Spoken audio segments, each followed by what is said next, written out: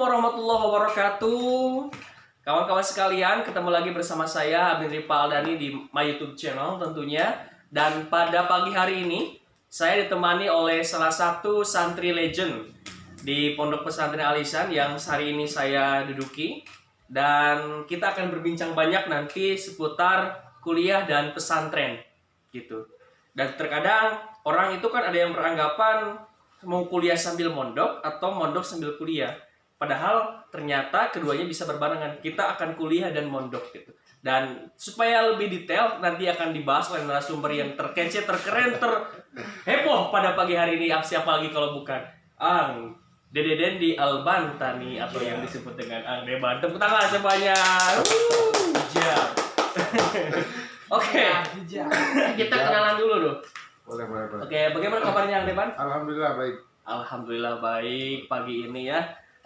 Ang Deban nih, kita dengan para netizen ataupun viewers YouTube channel saya, kita kenalan dulu deh biar lebih akrab dan lebih nanti enak gitu kalau misalkan ngobrol ke depannya. Nih, siapa namanya dan asalnya dari mana nih? Saya asli dari nama Dede Dendi.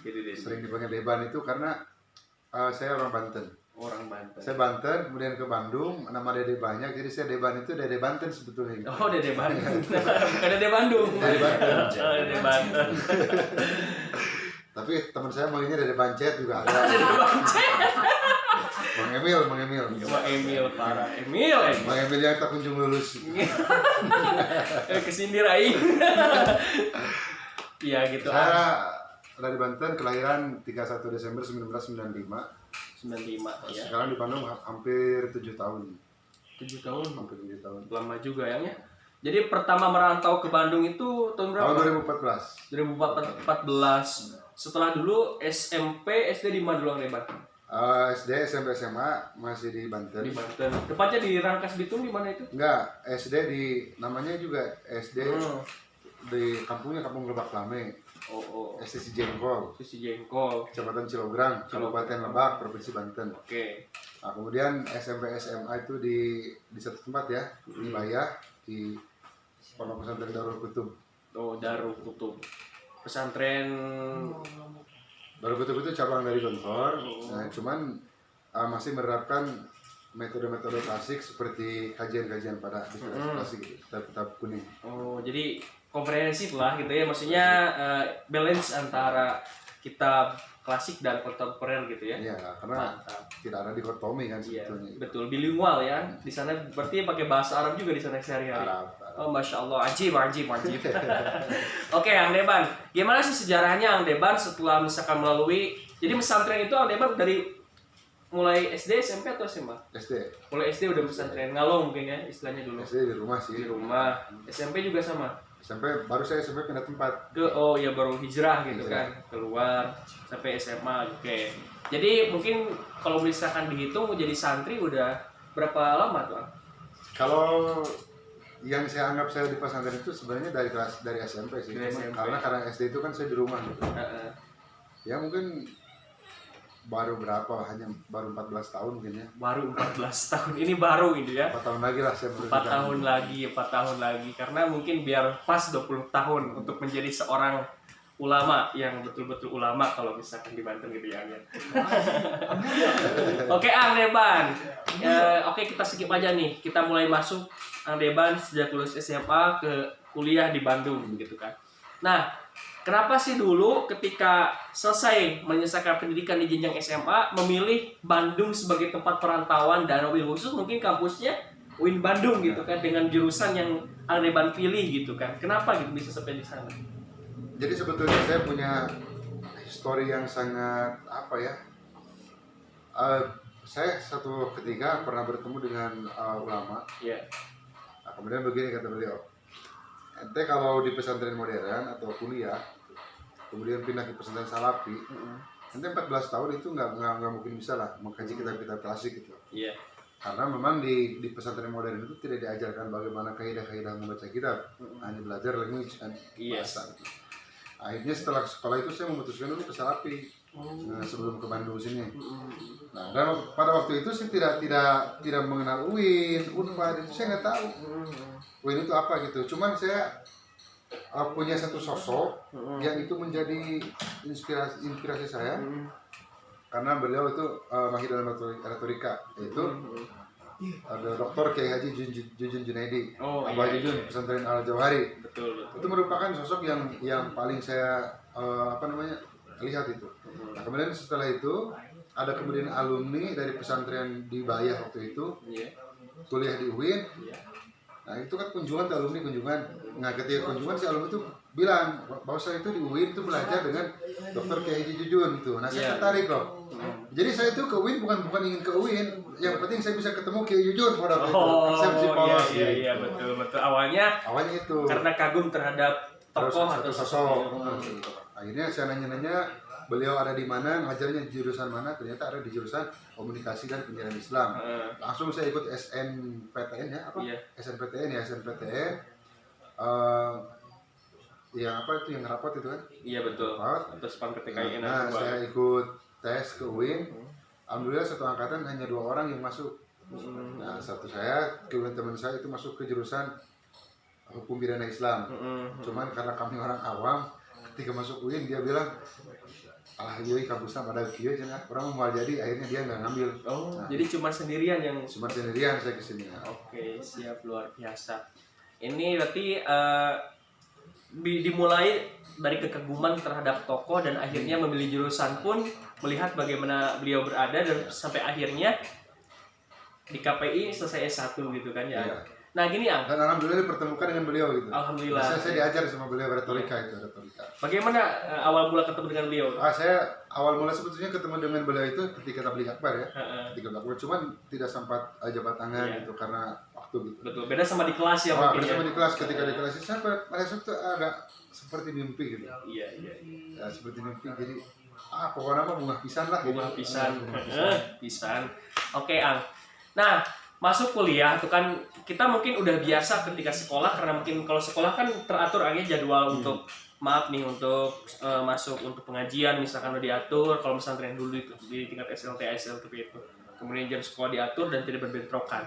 Nah cara Deban ketika masuk kuliah ini kan jadwal kuliah ini terkadang susah ditebak dan tidak menentu gitu kan, walaupun sudah ada jadwalnya tapi terkadang itu senantiasa fleksibel dengan keadaan, apalagi kita Deban memutuskan untuk pesantren lagi gitu kan di Al Ihsan gitu kan. Nah kenapa tuh, sebelum saya bahas tentang itu, nah kenapa Deban bisa masuk Al Ihsan juga nih? Saya bahas dulu itu. Jadi orang tua saya itu begini bilangnya, kamu kalau mau kuliah tidak saya izinkan, tapi kalau kamu kuliah kemudian duduk di pesantren, saya baru izinkan gitu kan. Akhirnya saya searching, cari-cari pesantren itu. Rekomendasi pertama sebetulnya bukan Al Ihsan, tidak saya sebutkan ya, dan itu gitu.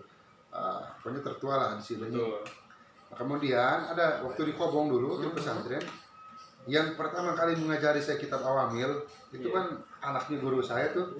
Nah beliau juga di sini alumni Riyadus Sholihin, alumni Al Ihsan. Ketika 2014 saya kesini beliau sudah hampir lulus. Dia pertama ngajarin saya Ilam Anal Awamila Fina Huimiatu Amila Amil. Nah itu beliau. Nah kemudian saya direkomendasikan udah ke Al Ihsan aja gitu. Nah, alhamdulillah saya 2014 sama keluarga ke sini ke Al Ihsan gitu. Dan sampai sekarang masih di Al Ihsan. Sekarang mungkin tahun ke-8, ke-7, hampir masuk ke 8. Masuk ke 8 ya di Al Ihsan, luar biasa. Dari S1 sampai sekarang insya Allah kandidat doktor. Amin. Oke, Deban.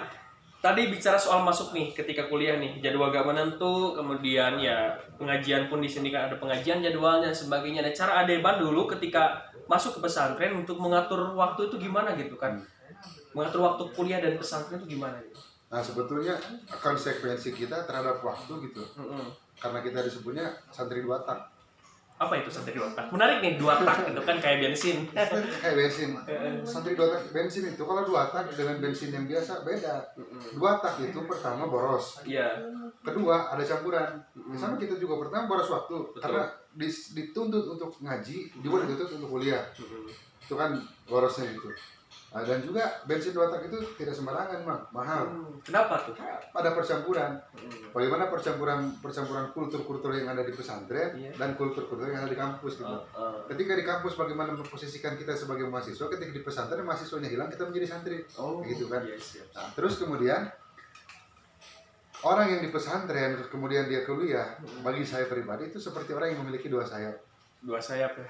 Jika dia mampu mengepakkan kedua sayapnya, dia seperti burung terbang kemanapun bisa. Contoh guru kita, Profesor Dr. Ki Haji Dindin. Iya. Selain jago alfiah, balaghah, mantik, jadi profesor juga sebagai akademisi di kampus gitu. Sekarang kehidupannya dia gitu, melesat kemana-mana gitu. Karena pesantren itu tadi yang Anda sampaikan, ada yang pesantren sambil kuliah atau sambil kuliah. Nah, itu ini sering jadi problematika ya. Dalam syariatul Islam itu sudah disalahkan gitu. Nah, kemudian ada orang juga yang hanya di pesantren, berarti dia sayapnya cuma satu gitu. Dia tetap bisa terbang tapi gitulah benar gitu. Sekarang di kampus juga. Yang lebih parah, sayap kampusnya putus, sayap pesantrennya juga sama tidak ada gitu. Nah, dia tidak bisa terbang, akhirnya ngaclok. Jadi gitu kayak kodok ya. Kayak kodok, aclok-aclokan di rumah. Iya betul. Gitu. Makanya saya ada yang prinsip seperti itu, alhamdulillah. Nah, kemudian saya sebetulnya saya hanya mengaku santri gitunya, tapi walau malam kebetulan disebut santri atau hante gitu kan. Tapi alhamdulillah saya S1 dulu 3 tahun setengah. Alhamdulillah. Terus S2 juga tepat waktu. Nah, sekarang juga S3 mudah-mudahan tepat waktu. Amin kita doakan para karena biayanya boy lumayan pemirsa gitu ya di rumah gitu. Ya jadi S1 tuntas 3,5 tahun gitu kan. Jadi menarik nih tadi prinsip Angdeban ini tidak ada dikotomi ya antara kuliah dan pesantren gitu kan. Terkadang kan kita kalau misalkan kebanyakan yang ada di benak kita itu sering dipertanyakan dengan kalau mau pesantren, kamu mau pesantren sambil kuliah atau kuliah sambil pesantren gitu angnya. Tapi ternyata tidak dikotomi sebetulnya, dua-duanya bisa beriringan dan bisa menjadi sayap gitu angnya. Oke, teman-teman, kita masuk nih ke apa-apa saja sih prinsip-prinsip ataupun hal-hal yang menjadi landasan ketika Angdeban ada di pesantren dan di kampus nih ya. S1 sudah selesai 3,5 tahun KPI, S2 alhamdulillah, dan sekarang baru jadi mahasiswa lagi gitu kan. Angdeban ini nggak ada putus-putusnya gitu kan. Selesai S1 langsung S2, langsung S3 gitu kan. Luar biasa jadi kandidat doktor gitu kan. Nah, sekarang gimana prinsip apa sih yang Ang pegang dari sekarang atau dari dulu maksud saya dari dulu sampai sekarang terkait nyantren gitu. Nyantren kan Angdeban ini pernah pesantren kemana-mana gitu kan, sering safari dalam artian ngambil ilmu dari mana-mana, banyak gurunya dan sebagainya nih. Apa sih yang menjadi prinsip ataupun hal yang dipegang jadi landasan oleh Angdeban sampai saat ini terkait bagaimana jadi santri gitu? Pertama begini, saya prinsipnya lamun ilmu nurut ke guru, lamun harta nurut ke orang tua gitu. Lamun ilmu nurut ke guru, lamun harta nurut ke orang tua. Kumaha? Saya itu sekarang jujur masih dibiayai sama orang tua kan gitu. Akhirnya ketika saya masih dibiayai dengan orang tua saya, keringat saya mengerjakan skripsi, tesis, disertasi itu tidak seberapa dengan keringat mereka membiayai saya gitu. Sehingga ketika saya ingat orang tua saya ingin bagaimana caranya saya lulus dan itu tidak menjadikan beban untuk mereka gitu. Terus kemudian mereka menyuruh terusin lanjutin kuliah gitu. Saya tidak bisa apa-apa gitu. Orang saya dibesarkan sama mereka itu kan. Betul. Nah, coba dilihat di kitab Bukhari atau kitab Muslim itu yang ada orang alim, kemudian dia ketika sholat dipanggil oleh ibunya tidak nyaut kan, akhirnya dia kan masuk ke satu tempat ibadah, kemudian ada perempuan itu yang pelacur, kemudian dia difitnah untuk jima, padahal si perempuan ini jima dengan penggembala kambing kan. Nah, ketika melahirkan anaknya itu ditanya gitu, nah, ya anaknya ini anaknya ini mengungkapkan bahwa saya anak tukang gembala gitu. Namanya Imam siapa itu? Ada di Muslim sama di Bukhari. Iya, siap. Saya tamat di Bukhari saya. Yang penting apalagi yang penting esensinya adalah tadi orang tua. Yang pertama itu. Kemudian kalau untuk safari ke pesantren itu kan ada disebut, kalau di bahasa kita kan ada studi komparasi ya, komparatif. Iya, studi komparatif. Nah, kalau di pesantren ada disebut pasaran gitu. Nah, itu kalau pasaran saya tadi ikut ke guru, namun ilmu ikut ke guru gitu. Misalkan rekomendasikan nih, coba fikihnya ke Al-Futuhat. Coba fikihnya berangkat saya ke Al-Futuhat. Coba fikihnya ke Cipulus, Foto Farib, saya ke Cipulus. Coba fikihnya ke Al-Tisom, saya ke Al-Tisom, Fatul Muin. Garut sama Fatul Muin. Coba mantiknya ke misalkan Miftahul Rahmah gitu. Ke sana gitu ngambil mantiknya. Coba balaghahnya ke Warodoyong gitu kan. Ya diikuti apa kata guru gitu. Termasuk Kutubus Sita dan tafsir saya ngambilnya di pondok pesantren Bagus Salam gitu. Nah, itu. Kalau ilmu hikmah ya pesantren Bagus Salam Sumedang. Kemudian pesantren Nurul Mutajin Gunung Halu. Itu yang pernah saya itu ya. Kalau alat yang ya kayak ayat Qul Alfiyah itu ya pertama pertama kali saya terjun pasaran Cianjur. Cianjur ya. Sebenarnya. Oke, luar biasa. Jadi nih, apa sih yang membuat Ang Deban paling berkesan ataupun yang membuat terkesan gitu kan, membuat Ang Deban terkesan dengan memiliki banyak guru, dalam artian tadi istilahnya mengikuti guru, rekomendasi di mana di sini diikuti. Nah, selama perjalanan mencari ilmu kesana kemari itu apa sih yang paling berkesan dari semuanya gitu? Kita tidak tahu kita akan hidup di mana, dan kita tidak akan tahu hidup bagaimana. Ketika kita mempunyai banyak guru, misalkan begini, di Alisan, guru-guru kita ini masuknya kategori-kategori orang-orang yang kontemporer, yang tadi mengkirakan dikotomi kan. Nah, ketika kita berada di kampus atau di masyarakat perkotaan, mitra dakwah kita itu masyarakat perkotaan bukan lagi masyarakat yang biasa, dari menengah ke atas dalam segi ekonomi dan ilmu. Iya betul. Sehingga itu yang harus dipakai bagaimana metode yang ada di Alisan misalkan. Nah, kemudian kita pergi ke kampung, metode-metode yang ada di kampus itu tidak bisa dipakai karena menggunakan metode-metode yang ada di kiai-kiai di Salafi. Begitu. Jadi dakwah itu, mitra dakwahnya itu siapa gitu, yang akan kita dakwahnya gitu. Audiensi itu siapa gitu. Nah, sehingga ketika kita banyak guru, satu, wawasan terbuka. Kedua, ketika ditempatkan di suatu tempat, oh berarti tempat ini metode guru yang ini loh yang cocok dipakai, kita gunakan gitu. Jadi banyak pilihan gitu ya, banyak opsional pilihan dalam nantinya menghadapi ataupun kita terjun ke masyarakat. Oke. Nah, sekarang gini Ang, kita masuk ke dunia perkuliahan.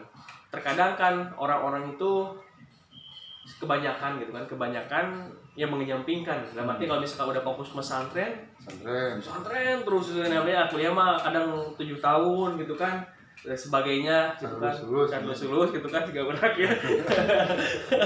Nah, maksudnya bagaimana gitu pandangan Ang Deban terhadap pandangan tersebut gitu kan. Terkadang ya kalau Ang Deban sekarang kan dari S1, S2 bahkan sampai sekarang lanjut S3 pun saya kira tidak tertinggal, tapi kan mondoknya juga jalan gitu kan. Apa sih kiat-kiatnya bisa sampai gini? Sebetulnya gini, santri itu peluang untuk lulus cepat lebih banyak loh. Kenapa tuh? Karena di pesantren itu apa yang diajarkan di kampus diajarkan di pesantren. Iya. Tapi tidak semua diajarkan di pesantren ada di kampus. Buktinya, saya jadi magister, sekarang S3. Iya. Guru saya tidak pernah mengenyap pendidikan sampai situ, tapi mereka berhasil mendidik saya sampai situ. Gitu. Saya itu ngasih solusi ya ke mahasiswa yang belum lulus. Ya, termasuk saya. Di sebelah saya gitu. Ingin lulus cepat itu, kalau ingin lulus cepat, kuasai tiga kitab yang ada di pesantren. Oke, apa aja tuh tiganya? Satu, Johar Maknun. Wah, emang. Kedua, terus Mantik. Sulam Munawwarah atau Samsiah. Siap. Yang ketiga, di satu Al-Waladiyah. Kenapa harus menguasai Johar Maknun? Johar Maknun itu bagaimana untuk kita mendeskripsikan apa yang ada dalam otak kita. Metode deskriptif kalau di kampus ada di sana. Untuk menulis kan? Betul. Menulis bagaimana huruf sambung itu harus seperti apa, induktif seperti apa gitu kan? Itu Johar Maknun itu. Betul. Kemudian untuk mengkonstruksi pemikiran, akal itu di konsepnya oleh siapa? Oleh Mantik. Sehingga orang yang paham Mantik itu ketika berbicara, ketika menulis itu enak didengarnya gitu. Paham filsafat kal mantik kulil jinan nisbatu karena pilihan gitu. Betul. Jadi seperti nahu dalam lisan Mantik itu, dalam pemikiran. Yang ketiga waladiyah itu ilmu berdebat. Jadi bagaimana kita mematahkan argumentasi orang lain dan bagaimana kita menerima argumentasi orang lain, harus legowo gitu. Makanya di kampus, kalau kampus hanya meluluskan sarjana itu disebutnya bukan produk ilmuwan, produk hanya sebagai produk sarjana kan. Kampus itu mencetaknya kan ilmuwan. Ilmuwan itu harus mempunyai 3 kriteria. 1 harus pandai menulis. 2 harus pandai berpikir. 3 harus pandai komunikasi. Dari pikiran ditulis kemudian dikomunikasikan. Jadi skripsi kalau di S1, di S2 jadi tesis, di S3 jadi disertasi. Nah, ilmu yang 3 ini adanya di mana? Di kitab yang tadi sebetulnya. Makanya santri ketika menguasai kitab yang 3 tadi cepat. Betul. Sepakat nih, Johar Maknun, Mantik, sama Al-Waladiyah. Ngajinya udah tapi pahamnya nggak tahu nih ya. Kalau kampus kayak mujadalah. Iya betul. Bagaimana cara kita untuk berdebat gitu kan, ilmu debat. Nah jadi betul teman-teman tadi luar biasa apa yang dipaparkan oleh Ang Deban. Ternyata santri itu punya banyak kelebihan Banyak sebetulnya, peluang, banyak betul. peluang gitu kan, dan banyak menguasai ilmu-ilmu yang tidak dikuasai oleh teman-teman di kampus gitu kan, kalau misalkan hanya fokus di kampus saja gitu kan. Nah sekarang yang apa sih, Ang Deman kan udah lulus sih, S1 selesai, S2 selesai, nah kenapa sih mau langsung lanjut S3 gitu, kemudian kan S1 S2 nya KPI itu komunikasi penyiaran Islam, dan sekarang di S3-nya studi agama-agama ya, Fokus ke agama fokus ke budaya. agama dan budaya gitu kan, karena Ang Deman ini saya rasa orang yang sangat senang dengan budaya, apalagi budaya Sunda gitu kan. Lihat aja tuh, PC-nya aja udah menunjukkan bagaimana kesenangan beliau terhadap budaya. Kenapa sih Ang S3-nya ngambil SAA, fokus ke agama dan budaya? Nah, seringkali di Indonesia terjadi perbenturan antara agama dan budaya. Nah, sebetulnya kalau dipahami lebih banyak, Arnold Gehlen itu mengatakan bahwa manusia itu lahir lebih prematur daripada hewan. Kenapa tuh? Kalau mantik mengatakan Al-insan alisan hayawanun di nanti berpikir gitu. Tapi Arnold itu mengatakan manusia lebih prematur. Begini, hewan, kambing ketika lahir dia berusaha untuk berdiri sendiri, kemudian berusaha untuk mencari ASI yang ibunya sendiri. ya. Setelah beberapa hari dia bisa makan sendiri. Manusia ketika lahir setahun itu belum bisa makan sendiri loh. Itu betul ya. Tetapi karena manusia tidak bisa makan sendiri, sehingga terciptalah sebuah budaya. Ketika dia dingin pakai baju. Orang Baduy menggunakan baju hitam. Iya. Kita menggunakan kaos misalkan. Iya. Orang Jawa menggunakan batik. Itu kenapa ada seperti itu? Itu bagian dari budaya. Karena letak geografis kita berbeda. Orang Arab itu, coba kita kalau meneliti orang Arab itu jarang orang Arab yang menggunakan jubah warna hitam. Kenapa? Karena warna hitam itu kan warna yang menyerap matahari kan. Arab negara yang panas pakai baju hitam tambah panas, maka dia menggunakan gamis warna putih untuk memantulkan sinar cahaya, menetralisir dari tendensi panas itu. Nah, dan itu dipakai oleh Nabi, maka itu menjadi sunnah gitu kan. Nah, orang Sundanya yang penting menutupi aurat gitu. Betul. Satu ya. Nah, sekarang Mang Abin kalau misalkan ke Jawa nih. Di Jawa itu kan rata-ratanya orang-orang punya apa namanya itu yang dulu tuh pendopo. Iya. Pendopo itu untuk menerima tamu kan, Atau gazebo ya. gazebo.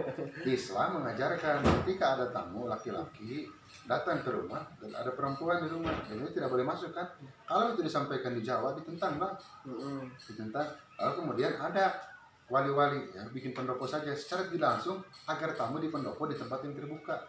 Nah, itu disebutnya apa namanya? Jadi budaya juga sebagai pelindung, sebagai apa namanya? Ya pelindung, dan juga bisa akulturasi dengan budaya, dengan agama, atau agama dengan budaya gitu. Ini salah satu yang saya ambil di tesis itu tentang transformasi Islam ke dalam Sunda. Fokus kajiannya di mana nih ya rencana penelitiannya? Kalau sekarang saya menelitinya Kesatuan Adat Banten Kidul. Banten Kidul ya. Akulturasi sih, misalnya akulturasi. Pasti akulturasi budaya ya, luar biasa. Jadi alasannya itu kenapa ngambil agama dan budaya, dan terkadang masih ada orang yang mempertentangkan gitu kan antara budaya dan agama. Mana sih yang harus yang kita pilih? Apakah mengedepankan budaya atau mengedepankan agama? Tapi ternyata Ang Deman fokusnya untuk fokus aja di akulturasi budaya gitu kan. Dari primo apa itu? Kalau bahasa orang-orang budaya itu primordialisme. Iya. Nah, itu jadi itu kan kepekaan kita terhadap budaya gitu. Betul. Jadi harus peka gitu. Siap. Jadi berdasarkan Ang Deman, apa sih tantangan ke depan nih terkait isu-isu budaya dan agama di Indonesia nih, Hobi? Gimana sih? Kalau budaya, kalau budaya itu sebenarnya kalau Sunda itu punya pepatah gini, cul dogdog tinggal igel, jati kasih kujunti, lengit ciri tinggal cara. Waduh, naon tadi? Kumaha tadi? Cul dogdog tinggal igel, jati kasih kujunti, lengit ciri tinggal cara gitu. Jadi cul dogdog tinggal igel itu, jadi tahu dogdog kan? Iya. Jadi kendang itu bagaimana sih kendang itu dengan tarian Sunda itu harus sama gitu. Kalau di gendangnya tepak satu ya nariknya tepak satu, kalau tepak dua, tepak tiga gitu. Nah ini cul dogdog tinggal igel, jadi tariannya ada, dogdognya tidak ada. Jadi luarnya ada, esensi budayanya nggak ada gitu. Iya. Ya, orang pakai ikat hanya sebatas gaya, tidak paham filosofi. Padahal ikat itu diambil dari 4 sudut kan. Iya. 4 sudut itu menandakan ini yang ini tanah, ini udara, angin, air. Itu bukan avatar ya. Avatar.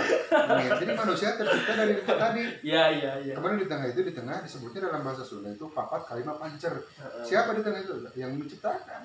Orang Wiwitan mengatakannya si Kang Sewiji-wiji. Islam mengatakannya Allah. Betul.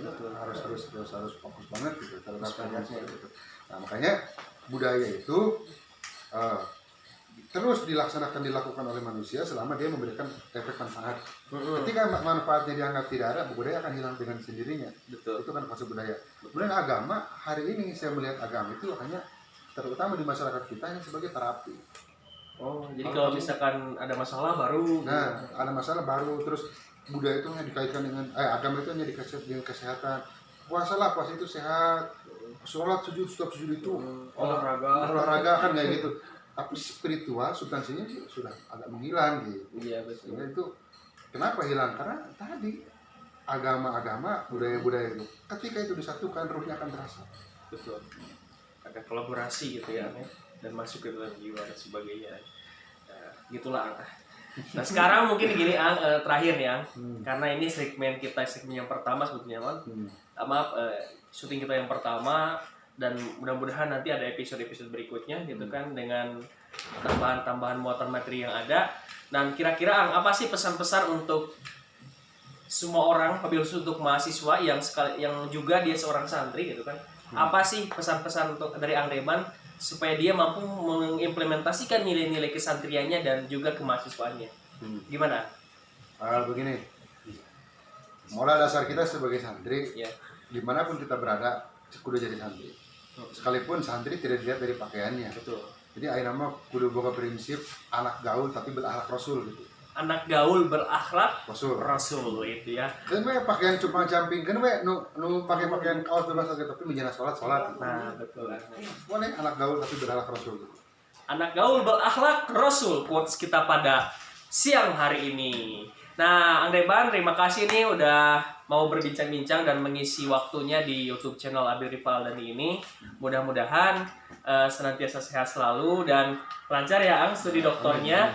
Dan mungkin ya 4 tahun ke depan nanti sudah jadi doktor. Jangan lupakan kami. 2 tahun ke depan. Oh, 2 tahun. Emang dokter bisa 2 tahun? Bisa lah. Bisa. Saya 2 tahun ke depan insya Allah. Amin.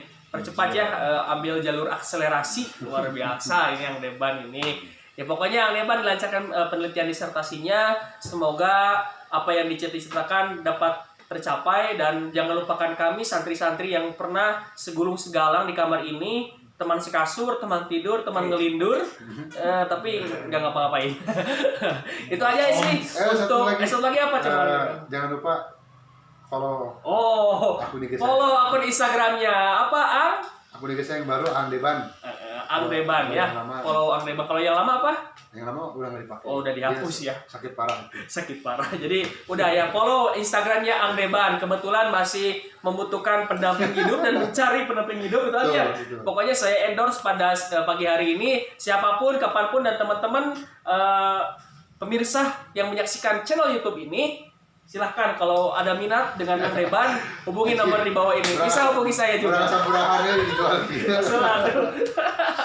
Oke, terima kasih semuanya. Billahi taufiq wal hidayah. Wassalamualaikum warahmatullahi wabarakatuh.